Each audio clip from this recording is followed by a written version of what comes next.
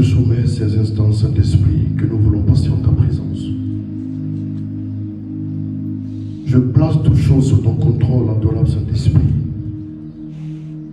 Et je prie que seul, toi seul, sois révélé. Toi seul sois vu.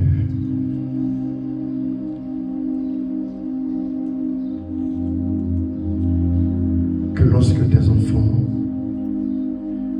jeteront les regards en ma direction, qu'ils te voient, Saint-Esprit. Lorsqu'ils écouteront mes faibles paroles, qu'ils t'entendent, Saint-Esprit. Rien que toi. Je ne veux que toi seul, Saint-Esprit. Toi seul, s'il te plaît. Aide-moi à dire quelques mots.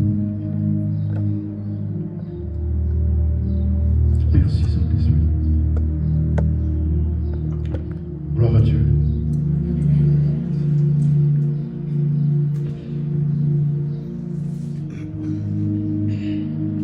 Gloire à Dieu.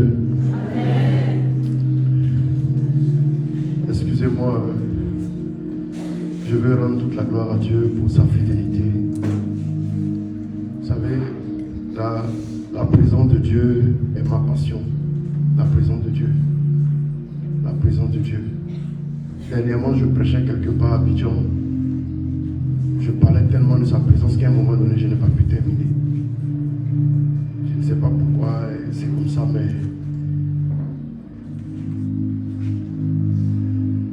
Dieu, je ne sais pas pourquoi, mais je veux lui donner toute la gloire. Je veux le remercier pour sa fidélité. Je veux le remercier pour ce qu'il a commencé à faire dans vos vies. Amen. J'aimerais que tu dises à quelqu'un, il faut que Dieu se révèle à ton cœur.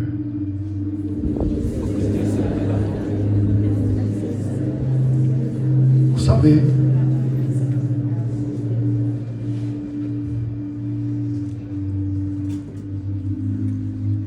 dis à quelqu'un, il faut que Dieu se révèle à ton cœur.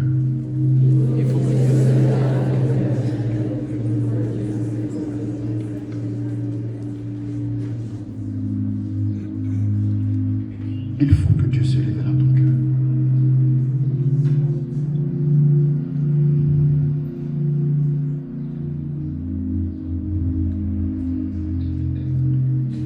Alors nous allons prendre 1 Samuel 10.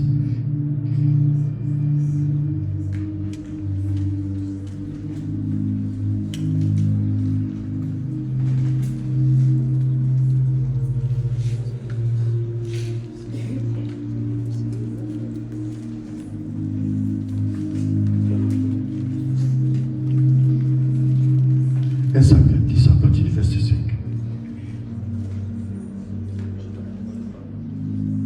Si quelqu'un veut bien lire.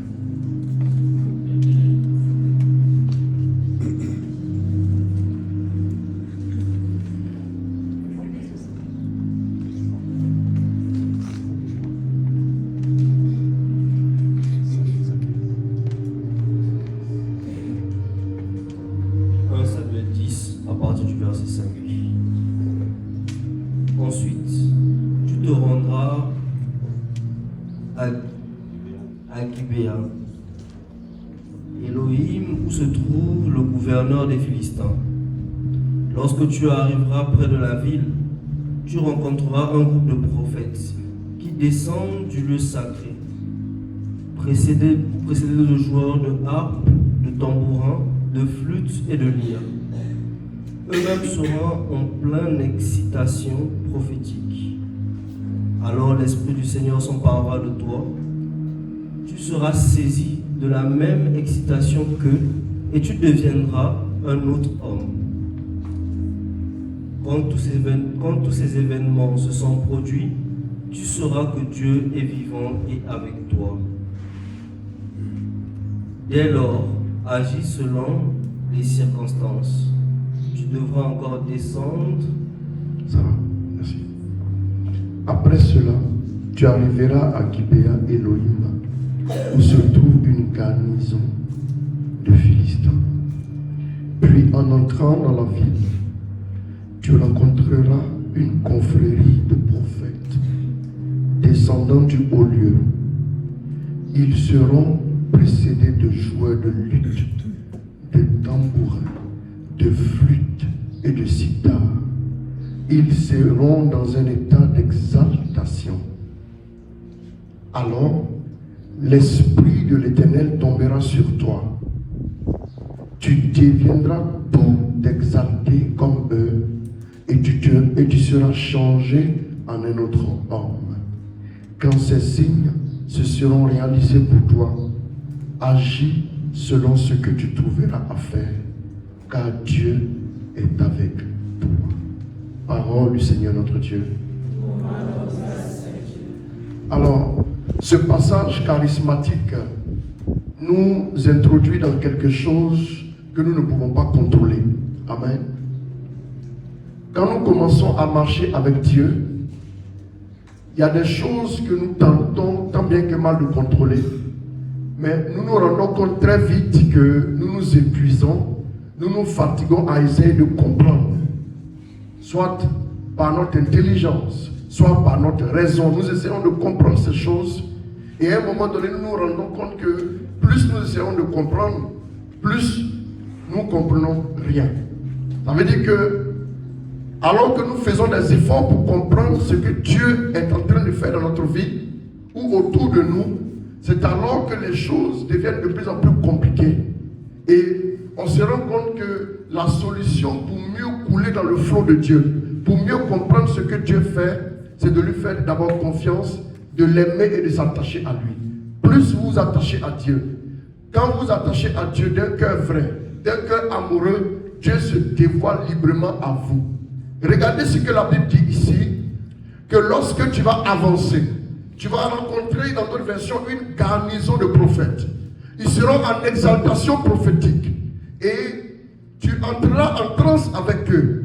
La Bible dit l'esprit tombera sur toi, l'esprit se saisira de toi. Quand on dit l'esprit tombera sur toi, il y a l'aspect soudain de l'événement. C'est-à-dire il y a la soudaineté de l'événement. Ça veut dire que c'est un événement auquel on ne s'attendait pas.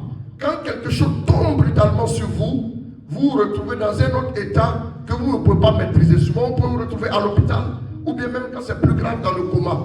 Parce que vous ne contrôlez pas ce qui pourrait tomber sur vous à tout moment. L'action de l'esprit est soudaine. La Bible dit, en Actes des Apôtres, chapitre 2, que le jour de la Pentecôte, tout d'un coup, il eut un vent violent. Bien-aimé, qu'est-ce que je veux nous dire ce matin? Ce matin, tu dois comprendre que cette saison est bonne, cette saison est belle. C'est que tu dois laisser l'esprit contrôler les choses. Si tu apprends à tout contrôler dans ta vie, tu n'as pas encore commencé à expérimenter l'esprit. La première clé, quand vous commencez véritablement à marcher avec l'esprit, c'est que les choses vous échappent. Les choses vous échappent au point où, même quand vous essayez de comprendre, vous essayez de rattraper, vous n'arrivez pas, vous sentez que vous êtes emporté par quelque chose qui est plus grand, qui est plus fort et qui est incontrôlable, qui est libéré dans votre vie. Jésus dit en Jean 7, du verset 37 au verset 39, le dernier jour, le grand jour de la fête, il dit, celui qui a soif, qu'il vienne qui boive, et que boive celui qui croit en moi. Les fleuves d'eau vive couleront de ton sein. On n'a pas dit un robinet, on n'a pas dit un verre d'eau, on n'a pas dit une bouteille d'eau, mais des fleuves. Le Nil traverse pratiquement toute l'Afrique. Le Nil fait 6000 km. Le Nil traverse plusieurs pays. Amen. Les crocodiles les plus puissants sur la planète Terre sont dans le Nil. Ils peuvent vivre jusqu'à 100 ans avec une longueur de 6 mètres. Bien aimé, le Nil est un fleuve. Quand Jésus dit, des fleuves d'eau vive couleront de ton sein, ça veut dire que c'est quelque chose que tu ne pourras pas contrôler. Tu ne pourras pas contrôler, même si tu voudrais contrôler, tu ne pourras pas. Bien aimé, en Ézéchiel 47, la Bible dit, l'eau sortait du côté droit du temple. Au fur et à mesure que je marchais, au fur et à mesure que j'avançais, je faisais 1000 coudées, l'eau m'arrivait à la cheville. 1000 coudées plus tard, l'eau m'arrivait au genou. Encore 1000 coudées, et c'est à la ceinture que l'eau m'arrivait. Encore 1000 coudées, et je ne pouvais plus mesurer. Et il fallait nager parce que le flot est devenu trop fort. Bien aimé. Quand Dieu dit alors en eau profonde, les scientifiques nous disent que quand vous commencez à descendre dans la profondeur de la mer, à partir de 1000 mètres de profondeur, c'est la nuit noire, c'est les ténèbres absolues. Quand vous descendez 3000, 4000 mètres, c'est-à-dire 4 km de profondeur, là vous subissez sur vous une pression d'environ 200 tonnes. Aucun être vivant ne peut vivre à cette profondeur, avec toutes les combinaisons possibles. À cette profondeur, vous subissez 200 tonnes. C'est un Boeing 777 plein au décollage qui va faire long courrier, avec le carburant, avec les bagages, avec les hommes à l'intérieur. Quand Dieu dit allons en eau profonde, ça veut dire que nous allons arriver dans une sphère où nous ne voyons plus rien, où nous ne sentons plus les choses, où on a l'impression que tu as dit qu'on est en profondeur, non? Donc on y va en profondeur. Okay, c'est bon. Amen. Donc Dieu va nous conduire dans une sphère où l'homme tu ne peux pas respirer un. Ça veut dire que les choses ne vont plus dépendre de toi.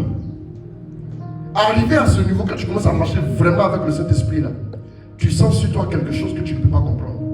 Il y a des choses que vous ne pourrez pas comprendre par vos émotions. Il y a des choses que votre intelligence, même avec tous les PhD du monde réunis, vous ne serez même pas au niveau 0 pour comprendre. Vous ne pourrez pas comprendre. Pourquoi? C'est l'action de l'esprit en vous. Bien aimé, quand l'esprit commence à agir en vous, la première clé que vous devez comprendre, c'est que vous devez vous abandonner. Dis à quelqu'un, il faut que tu t'abandonnes en cette saison. Quelque chose de grand arrive. S'il n'y a pas d'abandon, la grandeur n'est pas possible. Je vous dis la vérité. Amen. Des gens qui savent quand ils vont commencer, quand ils vont finir, comment ça va se passer, à quel moment l'esprit va parler, à quel moment l'esprit va toucher quelqu'un à droite ou bien toucher quelqu'un à gauche. En tout cas, vous êtes trop diplômé pour le Saint-Esprit, il ne peut plus rien faire avec vous. Bien aimé, je vous le dis. Il y a des gens qui ont leur régime de prière, ils savent quand ils commencent, ils ont 5 minutes de prière, ils vont prier et puis ils savent ce qu'ils vont dire pour commencer. Ils savent ce qu'ils vont dire après, ils savent ce qu'ils vont dire 5 minutes après, et puis ils savent comment ça s'est passé, ils savent comment Dieu va parler aussi. C'est-à-dire même ce que Dieu va dire, ils savent. Eux, ils sont tellement intelligents, ils sont tellement brillants, ils sont tellement extraordinaires. Nous autres là, nous on n'est pas aussi forts qu'eux. Donc eux là, ils peuvent diriger une prière sans que le Saint-Esprit n'intervienne. Ils sont forts. Amen. Bravo. Amen. Si c'est comme ça que tu as vécu jusqu'à maintenant, c'est que c'est un certain esprit qui marche avec toi. Mais ce n'est pas encore le Saint-Esprit. Quand le Saint-Esprit arrive là, tu peux faire un programme du matin au soir et puis il va rentrer dans le programme. La Bible dit tomber sur.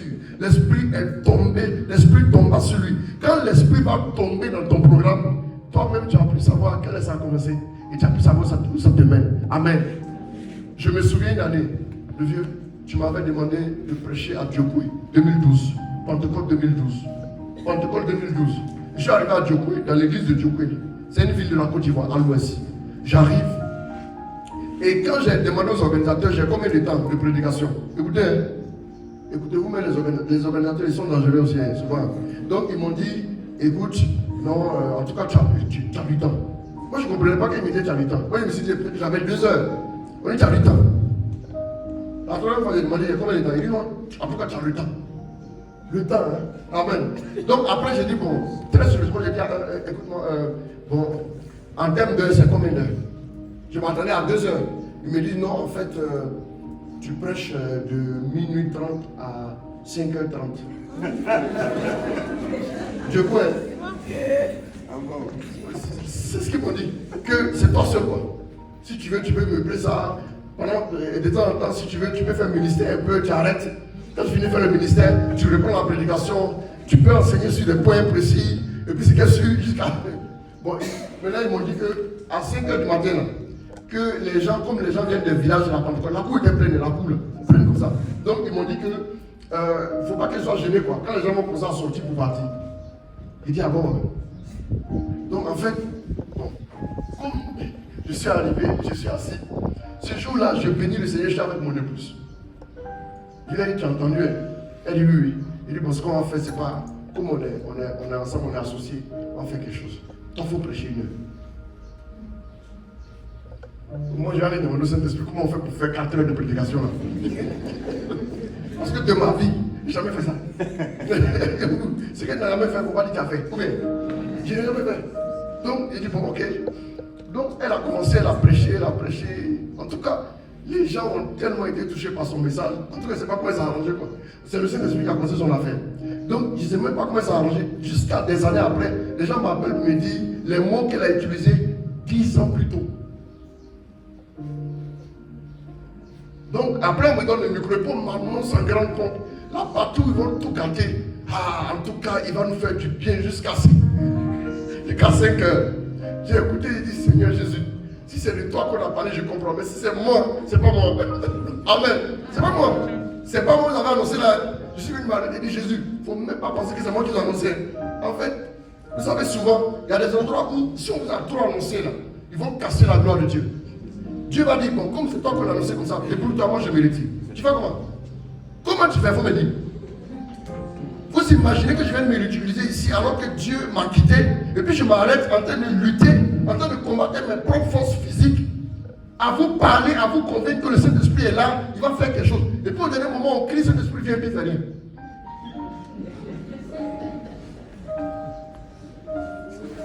ne sais pas comment certaines personnes peuvent faire pour aimer certaines choses, quoi. Excusez-moi. Si j'arrive, bonjour, tabouret, on s'assoit, on va rigoler. Ceux qui marchent avec moi me connaissent, je taquine tout le monde tout le temps. Je rigole seulement. C'est ce que j'aime faire. Parce que si on n'est pas en train de rigoler, la vie est déjà compliquée autour de nous. Tu vas te stresser, tu vas te jouer les dangereux, c'est pas suffisamment dur. Amen. Bien aimé, quand ils ont annoncé, il dit Saint-Esprit, pardon. Je leur ai dit non, ne m'annoncez pas. Ils ont dit non, ils ont compris. J'ai dit ça au départ. Je leur ai dit ça au départ, ne m'annoncez pas. Ils ont dit non, on ne va même pas t'annoncer. Mais ils m'ont annoncé comme bon. Je n'ai rien dit. J'ai dit c'est pas grave. Saint-Esprit, c'est toi ils ont annoncé, c'est pas moi. Je ne me reconnais ni de près, ni de loin. Je ne me reconnais pas dans ce qu'ils ont dit là, c'est toi. Amen. Moi, puis le Saint-Esprit s'est parlé en secret. Et si il m'a arrêté devant les gens, je me dis Amen. Dieu va faire quelque chose. Et puis j'étais définitivement convaincu dans mon cœur. Comment le Saint-Esprit a fait pour placer cette confiance, cette certitude qu'il allait agir là? Moi, je ne sais pas. C'est lui qui a fait. On a commencé à parler. Et je sentais que le Saint-Esprit me faisait monter. Il me faisait monter. Quand il dit monter, il me faisait prêcher en fait comme il fallait. J'ai commencé à donner, c'est-à-dire l'enseignement. Amen. À un moment donné, l'Esprit me dit arrête, pause. Je m'arrête. Il dit regardez là-bas. My God. L'Esprit nous a mis, il nous a embarqué dans quelque chose. Vous savez souvent, je disais à quelqu'un un jour, quand vous marchez avec le Saint-Esprit, à des moments quand vous êtes en train de prêcher, vous aurez souvent l'impression que vous-même vous êtes assis. Et puis vous regardez ce que l'Esprit est en train de faire. Si vous êtes vraiment disposé, vous allez vous rendre compte que vous n'avez rien à y voir. Amen. On est allé au Togo en février.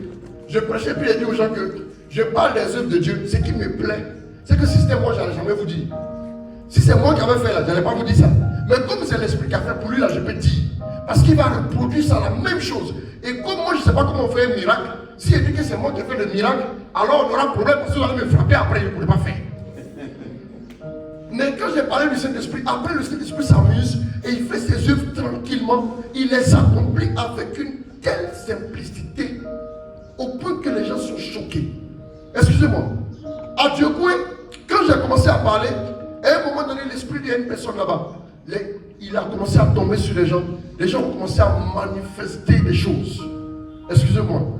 J'ai vu à Diogoué un monsieur qui avait un problème à l'oreille droite. J'ai vu ce monsieur guéri. J'ai vu plusieurs boules qui ont disparu. J'ai vu le Seigneur faire. J'ai fait 1h30 de ministère. Excusez-moi. Je ne sais pas comment c'est passé jusqu'à aujourd'hui. Je cherche l'explication. L'explication vient d'en haut. C'est à 7h12 que j'ai déposé le micro. 7h12 chrono. Le vieux. Dans l'église là, quand je déposais le micro, le service d'ordre, il y avait 9 personnes autour de moi. Ils sont venus m'exfiltrer de l'église. Parce que tout le monde, même dans la cour, tout le monde voulait me toucher. Excusez-moi, tout le monde voulait me toucher. Les gens couraient, donc ils étaient obligés de... Et je me suis abaissé pour sortir, pour qu'on me fasse sortir de l'église, pour fuir la paroisse. 7h12. Et je leur ai dit, mais pourquoi à 5h personne n'est sorti? Ils disent que c'est le Saint-Esprit qui les a maintenus.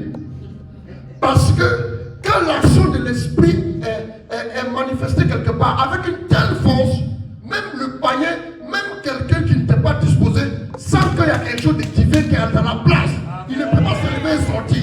Amen. Bien aimé, en cette saison, Dieu veut qui? Dieu veut des personnes, non pas des serviteurs, non pas des prédicateurs, non pas des hommes de Dieu, non pas des bishops. Dieu s'en fout. Dieu veut qui? Dieu veut des personnes qui le portent aux autres. Des personnes qui vont le révéler à qui? À leurs frères, de façon tangible.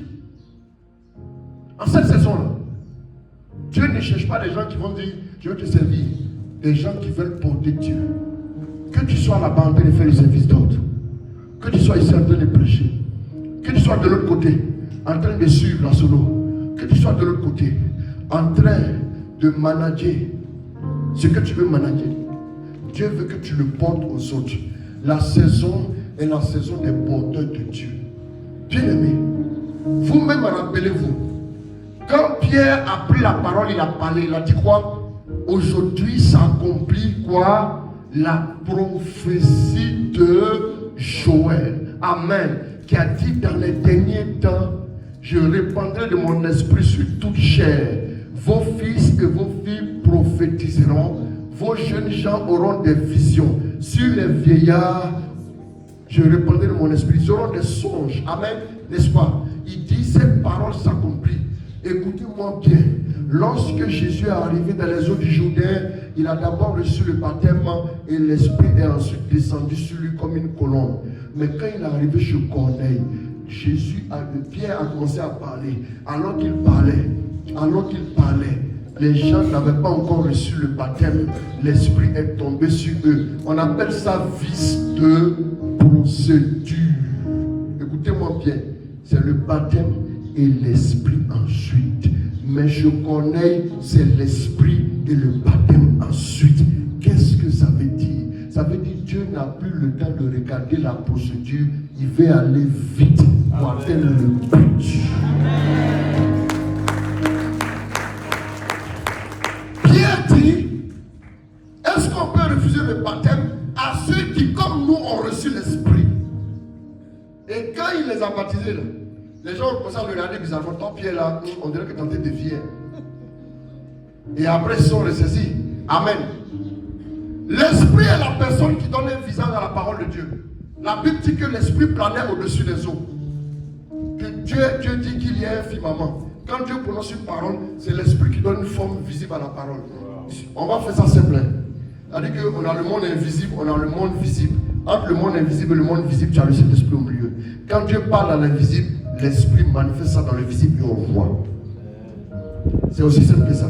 Et le Verbe s'est fait chair et il a habité parmi nous. Le comment cela se fera-t-il? C'était comment? Était que l'Esprit viendra sur toi et la puissance du Très-Haut te prendra sous son ombre. Voilà pourquoi l'enfant que tu mettras au monde sera saint, sera appelé fils de Dieu. Pourquoi? Tout simplement parce que quand Dieu veut faire une action, quand Dieu veut agir dans la vie d'un chrétien, quand Dieu veut agir dans la vie de quelqu'un, c'est l'Esprit qui va réaliser tout ce que Dieu veut réaliser dans la vie de cette personne.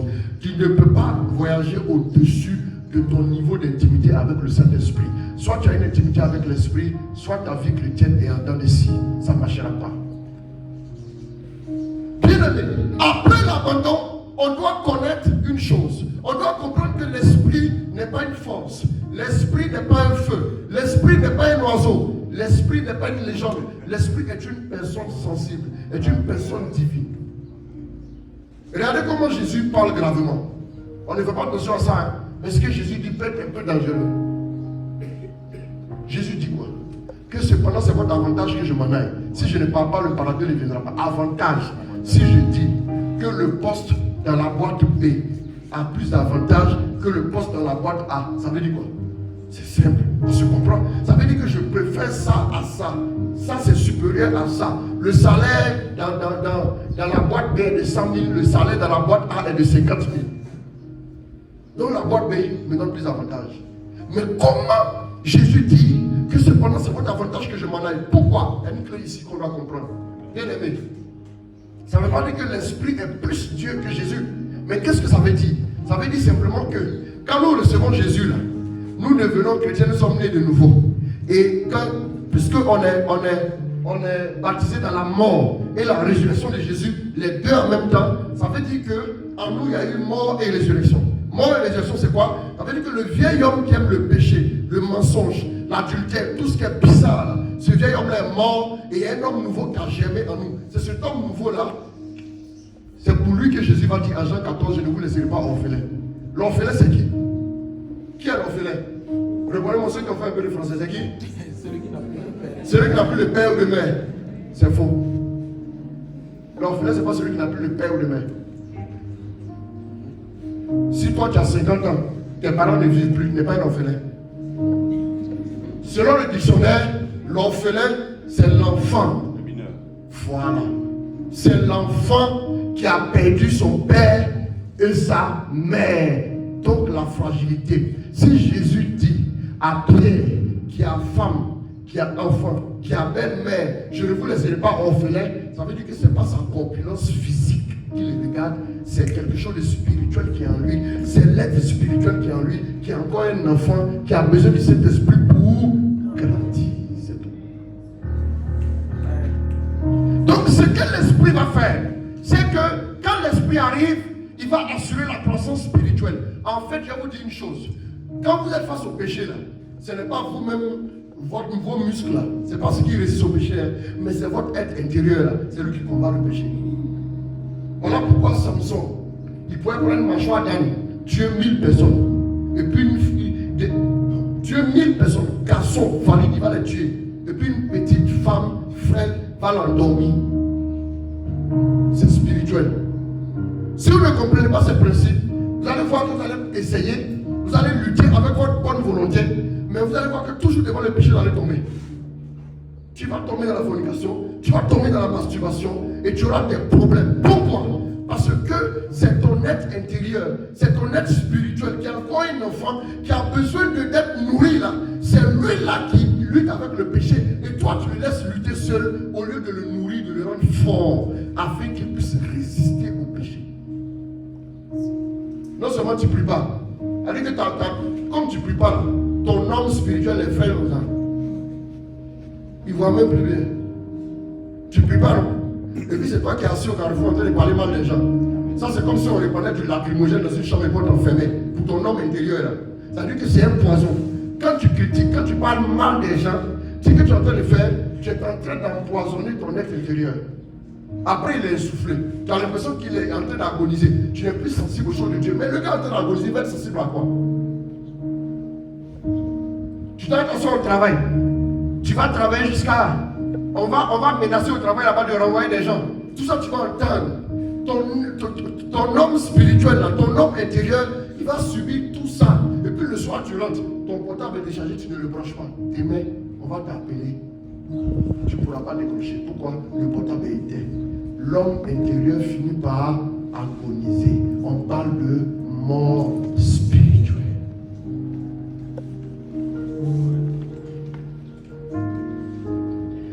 Jésus dit, c'est votre avantage que je m'en aille. Ça veut dire que Jésus s'en va pour que l'esprit vienne faire quoi? L'esprit vienne assurer la croissance de qui? De l'homme intérieur. Pour que le même Pierre, devant une servante qui n'était même pas bien payée. Parce qu'une servante, quand elle est bien payée, elle ne va pas s'arrêter près du feu pour raconter des bêtises.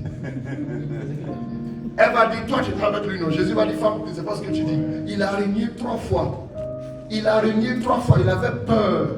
La pauvre dame là, qui n'est qu'une servante, a dit, même si Pierre dit, j'étais à lui, j'ai mangé à lui, c'est mon gars, toi, tu as me fait quoi? Si tu as mis, je te tape ici. Ah voilà. On s'en fout de toi, ou on s'en fout de toi demain. Ah voilà. Mais il a eu peur. Pourquoi il a eu peur? Parce que son homme intérieur était encore fragile. Un enfant a toujours peur facilement. Parce qu'il est intimidé par des adultes. Écoutez-moi bien. Mais quand l'esprit arrive, le même jour l'esprit arrive, c'est pas quoi? Le même Pierre qui a fui devant la servante là, il se met devant des milliers de personnes, plus de 3000 personnes. Il dit, c'est Jésus que vous avez tué là. Nous, on a mangé lui. On a bien.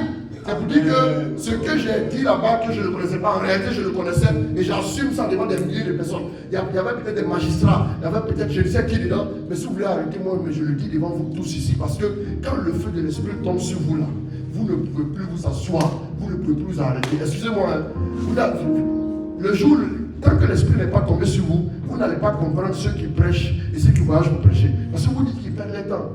Mais quand l'esprit tombe sur toi là, c'est-à-dire que tu ne peux plus t'asseoir. Les gens veulent te faire asseoir, mais tu ne peux pas. La chaise là, tu ne peux plus te retrouver dedans. Pourquoi? Parce que l'esprit te pousse. L'esprit te pousse. L'esprit te pousse. Tu ne peux plus t'arrêter. Amen. Alors pourquoi la Bible dit que Pierre voyageait continuellement. Pierre était continuellement en mouvement. Le même Pierre qui fuyait là. Le premier jour de la Pentecôte, il lève la voix. Il dit, c'est Jésus que vous avez crucifié. Nous, on a mangé à lui. Dieu avait établi cela dans sa préscience. L'homme qui avait dit hier, ne va pas à Jérusalem qui ne t'arrive pas malheur. Et c'est même homme-là qui va s'élever pour dire que Dieu est dans sa préscience. Donc lui connaît maintenant ce que Dieu avait préparé. Comment il a compris ça? C'est par le Saint-Esprit. Parce que l'Esprit avait dit, Jésus avait dit, quand l'Esprit viendrait, il allait nous faire ressouvenir des choses et il allait nous enseigner la vérité tout entière. Le Saint-Esprit est celui qui assure l'œuvre de Dieu. Il n'y a pas d'œuvre sans l'Esprit. Si vous avez quoi que ce soit sans l'Esprit, vous n'allez pas y arriver. Je vous invite à manger à la maison. Venez avec moi. Vous asseyez tous autour de la table et on commence. Quand tu manges quoi? Antiqué poisson. Bien. Antiqué poisson cuit. Poisson grillé. À l'eau, tout ce que vous voulez. Et puis celui qui va manger le poisson là, Djep, voilà, Djeboujen, Djebouya, tout ce que vous voulez, Djebougina, voilà. Donc, celui qui va manger là, on lui dit, bon écoute, toi tu manges de la viande, non? Qu'est-ce qu'on fait? Et pour lui donner la viande fraîche qui vient du frigo, congelée, on dépose ça, il faut commencer à manger. Comment tu peux manger? La parole de Dieu, c'est un peu comme la viande congelée. Écoutez-moi bien. La parole de Dieu est un peu comme la viande congelée. Les nutriments qu'il y a dedans, c'est un peu comme congelé. Maintenant, la personne qui va rendre ça comestible, qu'on puisse vraiment manger et recevoir les nutriments qu'il faut, c'est le Saint-Esprit. Donc, entre le frigo et ta bouche, il y a la cuisson. La cuisson est assurée par qui? Par la personne de l'Esprit. Ça veut dire que tu peux lire les choses et tu es étranger à ce que tu lis, tant que l'Esprit ne te plonge pas dans la réalité, pour que tu puisses saisir la quintessence de ce que Dieu a dit et pouvoir finalement en vivre et en jouir, bien sûr, les bénédictions qui y découlent. Si l'Esprit ne fait pas ça, tu vas lire, il n'aura aucun résultat dans ta vie. Donc c'est l'Esprit qui a su ce que Dieu dit. C'est l'Esprit qui va nous donner de recevoir les promesses de Dieu, telles que Dieu les a annoncées. Vous voyez, quand Dieu dit par exemple, Raph, berger Raph, donc il faut que tu sois prospère. Dieu annonce que tu es prospère. Amen. Quand Dieu annonce, amen, quand Dieu annonce que tu es prospère, écoutez-moi bien, il y a un processus, écoutez-moi bien. On ne parle même pas encore de l'œuvre. Quand Dieu annonce que tu es prospère, il se passe quoi? La parole est partie, non? La parole est partie et l'Esprit est celui qui va activer la parole en lui. Et là, c'est passé quoi? La parole est envoyée, non? Et puis lui, il accueille la parole, il faut bien l'accueillir. Quand il fait un bon accueil à la parole, comme il a déjà l'Esprit en tant que baptisé, confirmé, là, l'Esprit maintenant se met au travail pour donner un visage de prospérité que le monde va apprécier à ce que Dieu a dit. Amen. Je veux bien. En fait, quand je lis la Bible en Éphésiens 2, là, la Bible dit que Dieu a voulu manifester sa bonté envers nous pour que dans les siècles à venir, le monde voit l'infinie richesse de sa grâce. Qu'est-ce que le monde doit voir? Qu'est-ce que le monde doit voir? Voilà. C'est-à-dire que ce que le monde va voir va l'amener à revenir vers Dieu. Moi, je ne sais pas qu'est-ce que les gens voient. Moi, je dis, dans l'absolu, je ne pense pas avoir une tête qui pense à une vie chrétienne. Mon frère Félin de Leclerc me dit, toi, tu es un saint. Moi, il me dit ça toujours. Écoute, je ne le prends pas très au sérieux parce qu'on s'est taqué entre nous et tout. Mais je ne sais pas comment quelqu'un peut me voir et va dire je suis chrétien. Mais dans l'avion, j'ai vu plusieurs personnes me dire, je ne sais pas pourquoi, mais je peux me confier à vous. Dans l'avion, je vous ai observé depuis la salle d'embarquement de l'aéroport. Jusqu'à aujourd'hui, je cherche une explication à ça. Comment c'est possible? Je n'ai même pas de croix que je porte. Je n'ai pas mon rosaire en main. C'est vrai que quand je suis dans l'avion, j'ai toujours fait mon rosaire. Mais je n'ai pas définitivement mon rosaire en main comme ça. J'ai ma casquette, et puis voilà. Je circule quoi. Et c'est ça. Mais comment quelqu'un m'approche et il me dit c'est que je peux me confier à toi? Il y a un monsieur pour qui j'ai pris dans l'avion. Je ne sais pas pourquoi. Ça vient d'où? Ça veut dire qu'il y a quelque chose que je ne peux pas percevoir, que les gens peut-être perçoivent. Peut-être. Hein. S'ils perçoivent, gloire à Dieu. Mais qu'est-ce que je nous dis? Ça veut dire que le monde entier doit voir par nos vies. Le monde entier doit voir Jésus-Christ. Moi, je vais toujours parler de Jésus. S'il y a une passion là, c'est la présence de Dieu. Et puis parler de Jésus-Christ. Je peux parler toute la journée. Et puis on va recommencer encore la nuit. Ça ne me pose aucun problème. Hein? Ça ne me pose aucun problème. Et je suis définitivement à l'aise dans ma tête. Je ne m'attends pas à une enveloppe à la fin. Je ne m'attends à rien. Mes petites activités que je mets dans mes dons à manger. Oui. Écoutez-moi bien. Quand l'Esprit arrive dans votre vie, l'Esprit va vous tourner vers Dieu. L'Esprit fera quoi? Il va d'abord vous tourner vers Dieu. Il va faire quoi? Il va créer quoi en vous? L'Esprit arrive et il crée en vous la capacité, le désir d'avoir la soif de rechercher Dieu de tout votre cœur. Vous n'allez pas vous arrêter, vous prier. Moi je dis aux gens, quand vous avez du mal à avoir une vie de prière toute l'année, et puis vous trouvez que c'est normal, ça veut dire que le monde nous a prescrit des choses qui nous ont détourné finalement de Dieu. Ce que le Saint-Esprit fera en premier lieu, c'est de d'abord te tourner vers Dieu. Il va t'amener à prier, il va t'amener à prendre Dieu au sérieux, l'Esprit va t'amener à désirer te consacrer à Dieu dans la chasteté, dans la sanctification. Tu auras un horreur le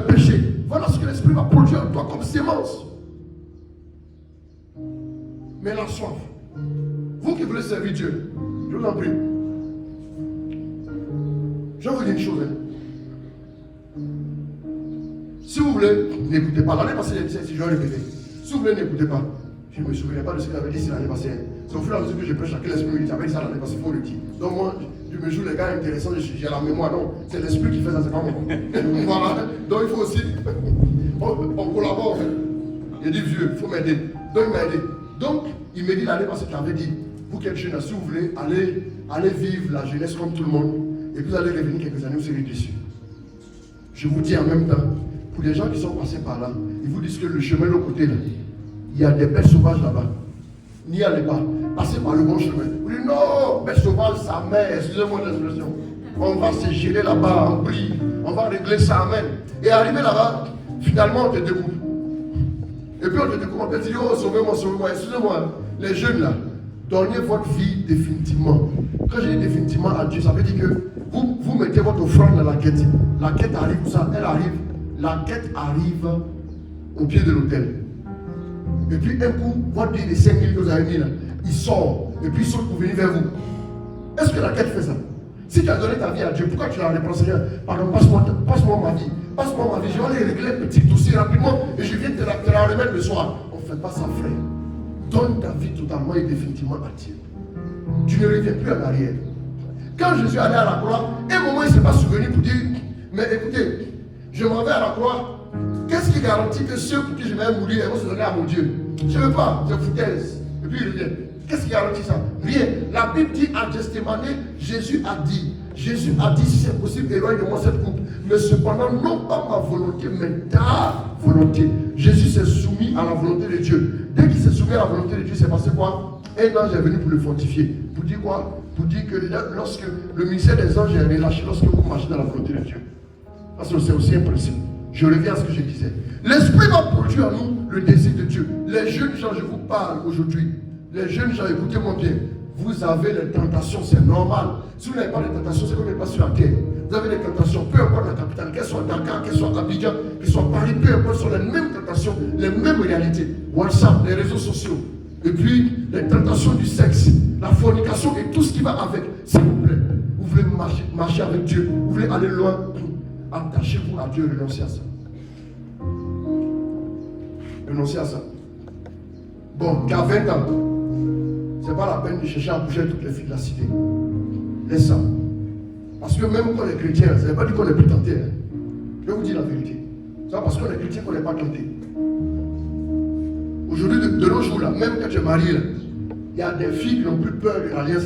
Elles s'en foutent. Ça veut dire d'après une fille, ça c'est pas seulement. On s'en fout. Elles s'en foutent de ça. Elles n'ont rien à faire avec ça. C'est-à-dire que tu es un jeune garçon, tu es une jeune fille. C'est pareil. Je fais la parenthèse. J'ouvre la parenthèse et je vous dis que, s'il vous plaît, ne vous laissez pas distraire par ces choses. Vous avez 20 ans aujourd'hui. Vous avez 20 ans aujourd'hui. Vous allez vous marier peut-être dans 5 ans, peut-être dans 10 ans. Gardez-vous chasteté. Le mariage là, c'est marathon. Vous aurez besoin d'une bonne sexualité dans le mariage. Parce que beaucoup de personnes, je vais vous dire aujourd'hui, je vais vous dire la vérité, c'est une parenthèse, je vais la refermer tout de suite, excusez-moi. Beaucoup de personnes sont mariées et ont un problème de sexualité. Parce qu'ils ont dépensé trop d'énergie avant. Ils sont fatigués. Oui. Il n'est même pas encore âgé. Il doit prendre des médicaments pour aller voir sa femme. Les femmes aussi, elles ont tellement pratiqué qu'en fin de compte, aujourd'hui là, bon, finalement, quand son mari vient même là, elle est là, elle dit, ah, c'est fini. Ah bon, hein? Elle a un diplôme d'État. Oh, le monsieur, lui, il a encore ceux deux. Les deux se sont mariés, et en fin de compte, il y a un décalage qui ne dit pas son nom. Écoutez, ça sert à rien de dire, moi j'ai connu 20 filles avant de te rencontrer. Frère, c'est dangereux. Parce que vous allez voir. Écoutez, je vous parle. Je vous parle, c'est quelqu'un qui vous parle. Écoutez-moi bien. Dans les couples, des problèmes à ce niveau-là arrivent. Tu vois, des gens, ils n'ont même pas encore 40 ans. Ça commence déjà à causer. Pourquoi? C'est parce qu'il y a eu d'abord une activité intense. l'activité était tellement intense que l'organe aussi a commencé à s'habituer à ça. Au point qu'il y a des choses qui arrivent plus vite. Je vous parle même pas de comment s'appelle ce cœur de Dieu. Je vous parle de quelque chose de physiologique. Si tu te maries à 30 ans, moi je me suis marié quand j'avais 30 ans. Amen. Quand j'avais 30 ans. Ça fait 14 ans. J'en ai 44. Je me suis marié quand j'avais 30 ans. Et je continue. On continue dans le mariage jusqu'à 70 ans, 80 ans. Donc, potentiellement, c'est combien d'années de mariage? Une cinquantaine d'années. Une cinquantaine d'années, non? Tu as dit 50 ans, hein? Vous avez bien dit 50 ans? Maintenant, si quelqu'un a commencé à partir de 12 ans déjà à pratiquer certaines choses.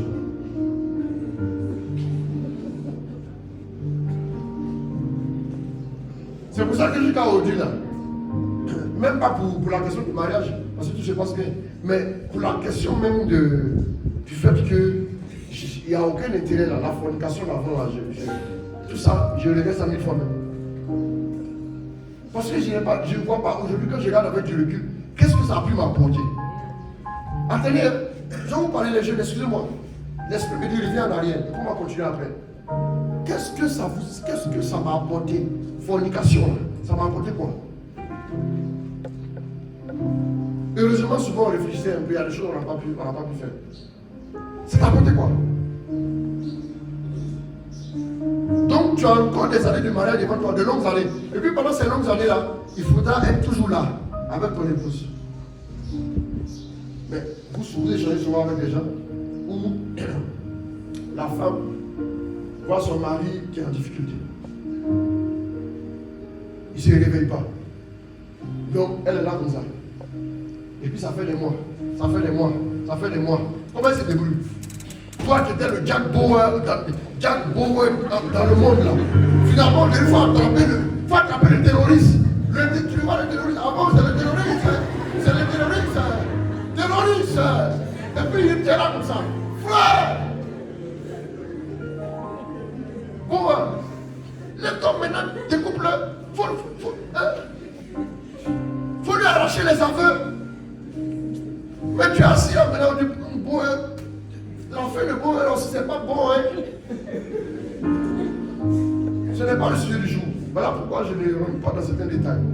Mais je vous dis, l'anatomie de l'homme, l'anatomie de la femme, ça dit tout ça, Dieu a donné tout ça à l'homme, ça dit pour qu'il puisse mieux gérer. Pour qu'il puisse mieux gérer. Pour qu'il puisse mieux gérer.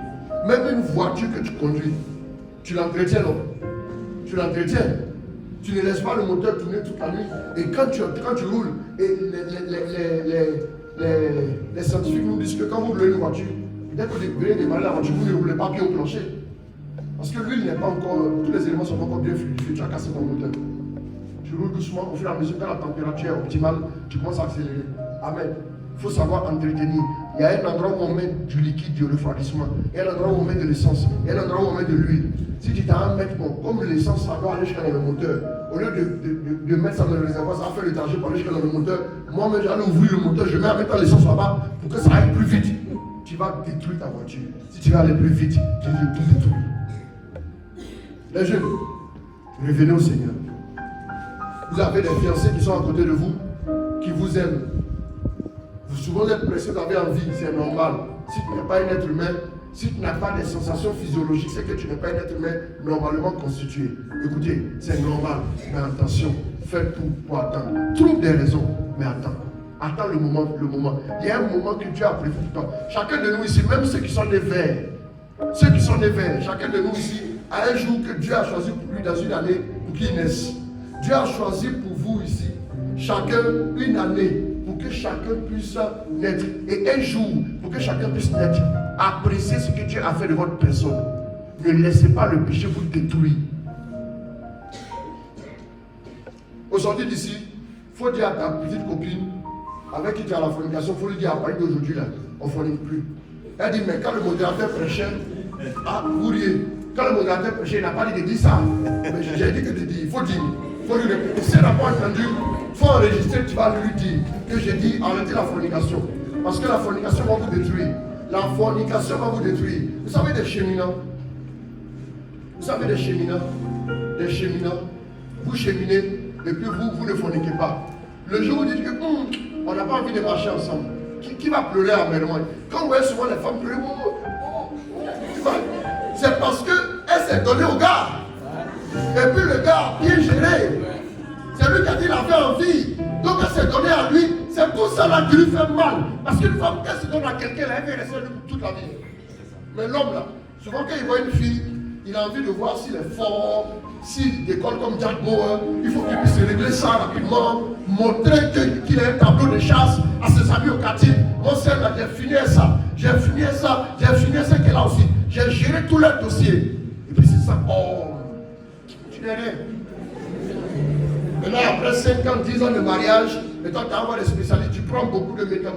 Quand tu dois te retrouver avec ta femme, tu es obligé de te cacher doucement, tu prends des médicaments, tu avales. Et puis, regarde-moi les choses comme ça. Tu as bien une assistance respiratoire, tu vois correctement respirer. Amen. On va se parler des jeunes. Je suis venu vous décourager aujourd'hui.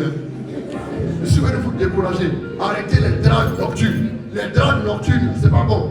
Quand il y a la lumière, on va vous parler sérieusement. Mais à partir de minuit, vous commencez à dire aux gens, je t'aime, tes yeux sont saisis.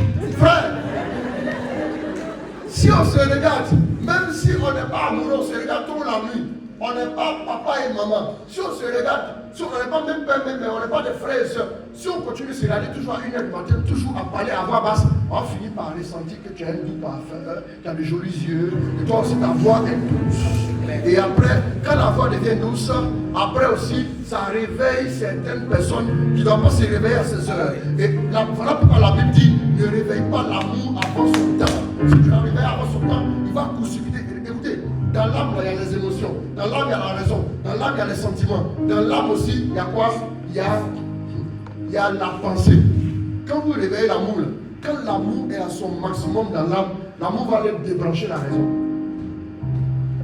C'est-à-dire, il va aller débrancher la raison. Quand il va débrancher la raison, une jeune fille est dans le quartier, et puis le jeune là, c'est un drogué. Ses parents lui disent, mais tu vois pas que c'est un drogué, tu le suis. Elle dit à ses parents, voilà, il est jaloux de moi. Et bien, ça va coucher lui. Maintenant, quand le monsieur l'a mise enceinte et il a rigoureusement déposé chez ses parents, quand elle se rend compte que le ventre grossit et puis personne n'apparaît à l'horizon pour reconnaître la grossesse, c'est là que l'amour descend comme ça, comme du lait, ça descend. Et l'amour disparaît, l'amour sèche et la réalité revient. Et les parents disent, on t'avait dit non. Et bien, moi, ça me plairait. Comment j'ai pu être autant bête pour qu'un vaurien comme ça puisse m'enceinter, me déployer chez mes parents? C'est parce que tu as réveillé l'amour avant son temps, tu n'as plus de lucidité, et donc je t'ai laissé maîtriser. L'âme d'une personne adulte est plus mature pour encaisser l'amour au point que l'amour ne puisse pas le déstabiliser. Voilà pourquoi, quand quelqu'un est d'un âge, même quand il est très amoureux, il peut se contrôler. Mais quand c'est un jeune adolescent, quand il est très amoureux, là, vous allez voir qu'il ne peut plus s'asseoir. Il est comme ça.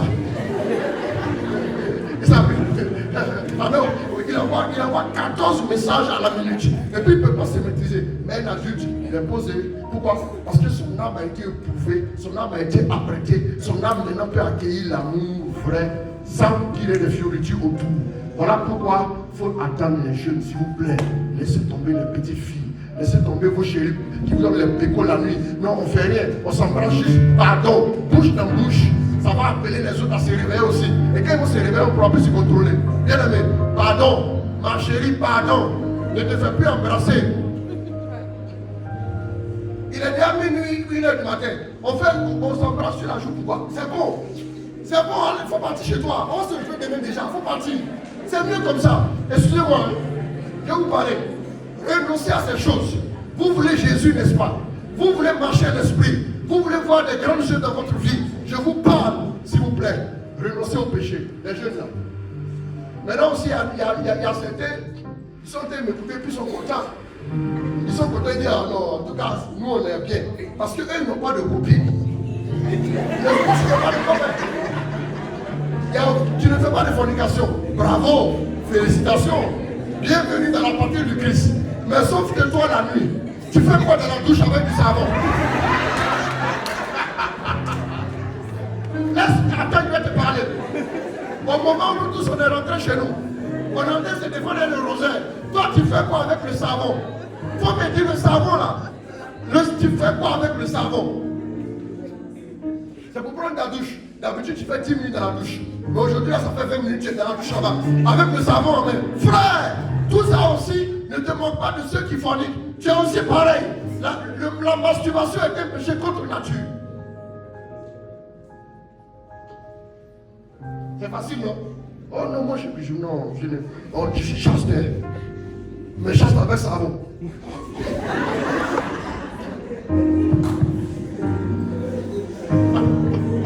Bon, je refais ma parenthèse. Mais les jeunes que vous êtes, changez de vie au nom de Jésus. Pour renoncer à tout ça, s'il vous plaît. Renoncer à tout ça. Sinon, ça ne va servir à rien qu'on vienne ici chaque année. On aurait pu rester à la maison se reposer. Parce que regardez le temps. On a encore mission le soir. Si on vient, vraiment que demain on puisse vous voir, waouh, grandir avec Jésus. On puisse voir, mais ce jeune-là, mais il fait des miracles. Dis donc. On dit, mais c'est qui? On dit, mais vous vous souvenez, vous avez prêché une fois à tel endroit. Il était 14 heures, vous étiez fatigué. Et vous avez prêché quand même. Mais ce jeune-là, il vous a écouté, il a bu toutes les paroles que l'Esprit a données par vous. Mais aujourd'hui, Dieu l'utilise. C'est ce qu'on aimerait entendre. C'est pas que tu me vois quelque part et que tu me dis, tiens 10 000 francs. Non, je n'en ai pas besoin. Je veux que tu puisses confesser Jésus partout et que ta vie glorifie Jésus. J'aimerais qu'on dise, mais attends, ce jeune, il était là-bas aussi ce jour. Aujourd'hui, il est directeur d'une grosse boîte. Parce que l'Esprit l'a transformé. Il a pris son Dieu au sérieux. Dieu a multiplié son intelligence. Comme Salomon a reçu la sagesse, comme le sable au bord de la mer, et il est devenu encore plus brillant. Et aujourd'hui, il fait ses affaires. Il voyage dans le monde entier. Il est dans le pétrole. Il est dans quel domaine? Mais c'est ce qu'on aimerait entendre. Ton avenir, il dépend plus de toi. Excuse-moi, je vais vous choquer. Il dépend plus de toi en termes de décision que de Dieu. Dieu a décidé que tu sois heureux. Mais toi, ne décides pas d'être heureux là. Tu seras sur-malheureux. Permettez-moi l'expression. Je vous dis la vérité. S'il vous plaît, déconnectez-vous des certaines choses. Il y a beaucoup de numéros dans votre téléphone là qui n'ont rien à voir avec vous. Il y a des gens, vous avez eu des expériences avec eux, des expériences de 19h à 1h du matin. Jésus, aide-nous. Il faut effacer ces numéros. Jeune, tu n'as pas assez de caractère. Laisse-moi te parler. Tu n'as pas assez de caractère. C'est toi toujours qui es une fille, tu es polie, tu es... Et puis, le gars te blague. Il te dit, viens. Viens, non, je ne sais pas bien.